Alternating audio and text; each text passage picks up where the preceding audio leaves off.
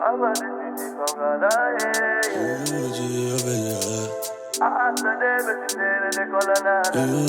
so sensual.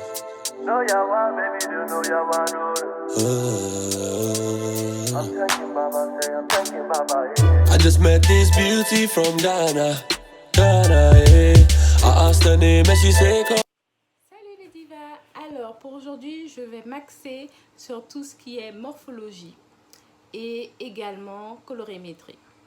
Donc vous avez vu dans la précédente vidéo, je vous ai parlé de personnalité vestimentaire. Donc là je vais aller un petit peu plus en profondeur pour définir les différents types de morphologie. Donc morphologie numéro 1, donc vous avez celle de la pyramide inversée, donc quelqu'un qui a plutôt les épaules larges, d'accord? Donc quelqu'un qui a plutôt les épaules larges, on va faire en sorte d'apporter du volume par rapport au bas du corps, d'accord? Donc sa taille est peu marquée, la poitrine plutôt de taille moyenne hein, quand même. Ce qu'on va recommander, c'est plutôt des hauts droits, des tuniques, pour les jupes, des bas de type jupe évasée ou jupe boule avec des couleurs vives et fleuries. Ensuite, vous avez la morphologie qu'on dit de type A, d'accord? On a plutôt les personnes qui ont des hanches larges. Et là, on veut plutôt apporter du volume au haut du corps, d'accord? Donc, la petite poitrine, les hanches larges, la taille marquée. Donc là, on recommande plutôt d'utiliser, de porter des hauts à volants. Pour le bas, plutôt des pantalons droits, des jupes évasées et même les robes Empire. Par contre, on déconseille les imprimés et les couleurs vives. Donc à marier, hein, toujours avec précaution, de toute façon les couleurs, en ce qui concerne la colorimétrie, il faut marier avec harmonie et sans aller dans le too much. Ensuite, la troisième, c'est la silhouette idéale, la silhouette sablier, la silhouette en X. D'accord? Donc là, vous avez vu comme moi j'ai une morphologie sablier, hein, en X aussi qu'on dit. Donc là, plutôt les hauts cintrés, les vestes cintrées qu'on recommande, les jeans slim, les jupes taille haute, les couleurs, les imprimés, c'est ok. Donc quand on a une morphologie type sablier, type X, on peut porter tout ce qu'on veut depuis que ça va bien avec notre forme de corps. Donc les vêtements qui sont trop amples, non, ça ne passe pas. No way. Donc, et plutôt des choses, même si vous ne voulez pas porter du moulant, mais des choses qui sont près de votre corps et permettent de marquer votre taille. Parce que quand on a une taille X, on a une chance d'avoir une taille comme ça. Donc, il ne faut pas hésiter à oser. Et le must-have pour la silhouette sablier, c'est la robe fourreau. Après, vous avez la morphologie en haut, dont je n'avais pas parlé. J'avais oublié de parler de cette morphologie-là. La morphologie en haut, d'accord? Vous avez plutôt là la forte poitrine, donc on évite les slims, les jupes larges. Les jambes sont plus, les jambes sont plus longues et les bras aussi. La taille n'est pas vraiment marquée par contre, mais le but avec cette morphologie-là, c'est d'équilibrer votre silhouette, d'accord? Pour les vêtements qu'on préconise, plutôt les hauts droits, les robes droites, les blazers. Pour les bas, plutôt les pantalons en taille normale, ok? Et les jupes trapèzes aussi. Ensuite, pour tout ce qui est la morphologie rectangulaire, d'accord? On va dire un petit peu, voilà, comme ça. Voilà, donc là, on dit plutôt que ces personnes-là, ils ont une petite poitrine, une taille non marquée, les épaules et les hanches qui ont à peu près la même largeur et voire un petit peu carré. Donc là, le but, c'est de mettre vos atouts en valeur. Avec soit un haut long, une tunique, accompagné d'un blazer, la jupe droite, la robe droite, le pantalon droit. D'accord?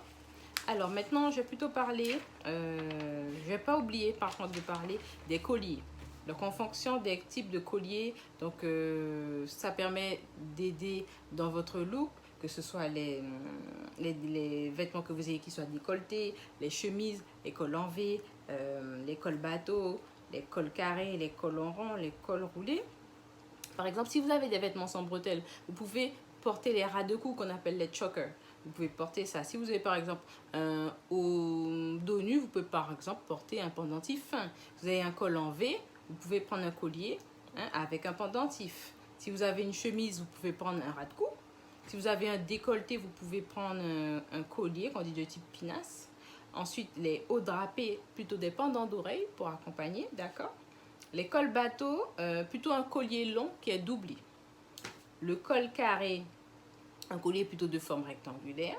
Le col en rond, un collier à pendentif lumineux qu'on vous conseille, d'accord? Et le col roulé, un collier long ou un sautoir, ok?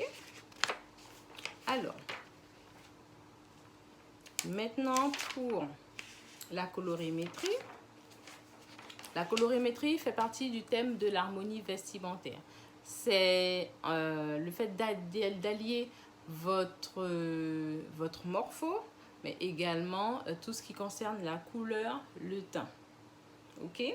Donc, rappelons la base. Les couleurs primaires, rouge, bleu et jaune. Les couleurs secondaires, orange, vert et violet. D'accord? Les couleurs tertiaires, rose, jaune verdâtre et rouge violacé. Donc, n'oubliez pas que on ne peut pas avoir de lumière sans couleur, puisque les objets réfléchissent la lumière. Ok? Ensuite, il faut prendre encore qu'il y a deux types de température psychologique. Côté chaud, donc comme je vous disais avec l'orange, le jaune, d'accord, pour réchauffer. Et vous avez la température plutôt froide qui est fait là avec le bleu, plutôt pour refroidir. Ok. Ensuite, pour prendre en compte dans vos tenues, il y a les couleurs qu'on dit de type neutre, hein, d'accord, le noir, le blanc. Donc, le noir, donc, il faut le manier parce que ça a quand même tendance à assombrir. Et le blanc, il faut le mettre avec des petites touches parce que ça éclaircit. D'accord? Ensuite, pour tout ce qui est le degré de saturation, d'accord, en fonction de votre teint. Quand je dis ça, en fonction de la couleur, ce que vous allez porter. Par exemple, si vous portez une couleur qu'on dit de type pur, hein, avec du blanc, ça va donner un type plutôt, on va dire, de type plutôt harmonieux. Si vous avez une couleur pure que vous mettez, par exemple, avec du noir, là, ça va plus obscurcir. Donc, si surtout ce sont des tons très, très clairs, très effacés. Mais si vous avez une couleur pure, par exemple, vous allez mettre un gris, ça va faire plus un teint terni. Donc, le but avec le blanc, le noir ou le gris, c'est vraiment de l'allier avec des couleurs vives, mais qui ne soient pas trop criardes. Voilà. Okay. En tout cas, si vous avez des questions, des précisions, dites-le moi en commentaire, d'accord? Et je me ferai un plaisir de vous répondre. Je vous dis à très bientôt et portez-vous bien. À bientôt les divas.